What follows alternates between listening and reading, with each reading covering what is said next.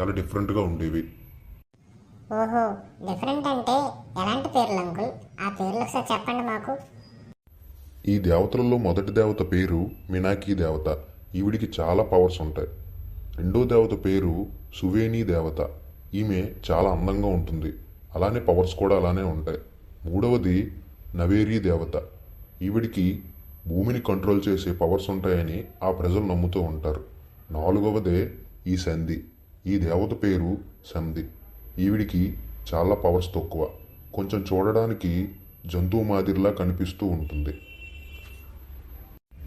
ఆ గ్రామంలో ఉండే ప్రజలందరూ కూడా ఈ ముగ్గురు దేవతలను చాలా బాగా పూజించేవారు.